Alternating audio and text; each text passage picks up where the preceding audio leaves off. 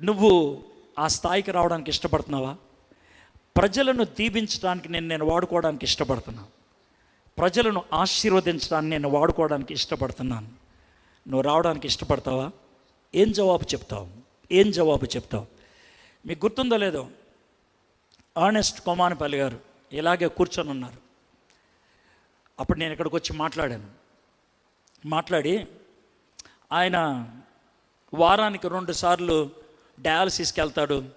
ఇవన్నీ చెప్తూ ఆయన పడుతున్నటువంటి బాధల గురించి చెప్తున్నప్పుడు తను ఎందుకు అలాంటి పరిస్థితికి వెళ్ళాడు మీకు చెప్పాను. అప్పుడు 50వ సెలబ్రేషన్, అది 50th యానివర్సరీ, నాకు బాగా గుర్తుంది.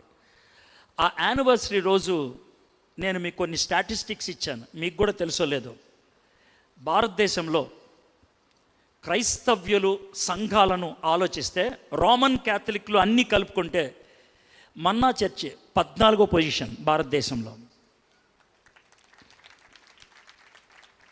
ఒకవేళ రోమన్ క్యాథలిక్ని తీసేస్తే మన్నా చర్చ్ 9వ పొజిషన్.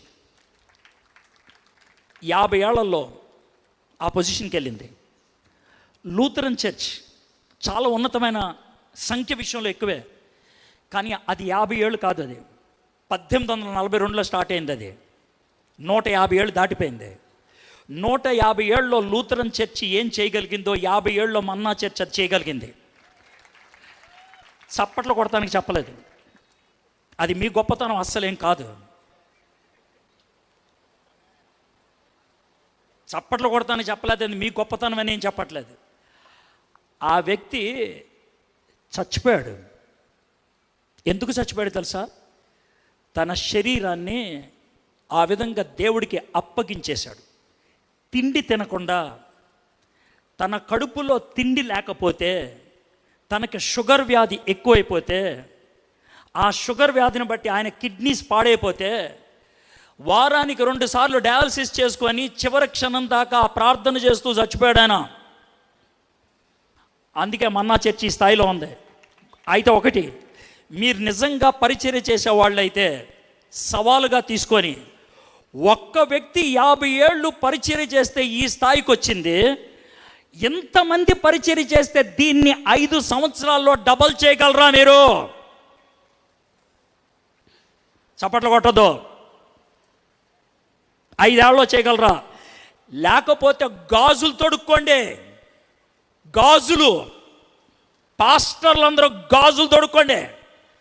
బస్ మాకు కమ్యూనిటీ ఉంటే దాంట్లో చేర్పండి.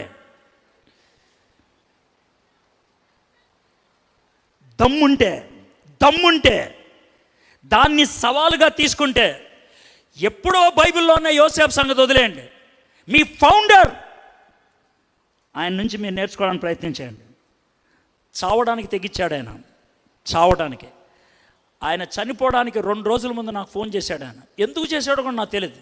బాబు నీకు ప్రార్థన చేయాలని ఉందన్నాడు. ఆయన ఫోన్ చేసి 9 నిమిషాలు ప్రార్థన చేశాడు. ఆయన 9 minutes ప్రార్థన చేశాడు.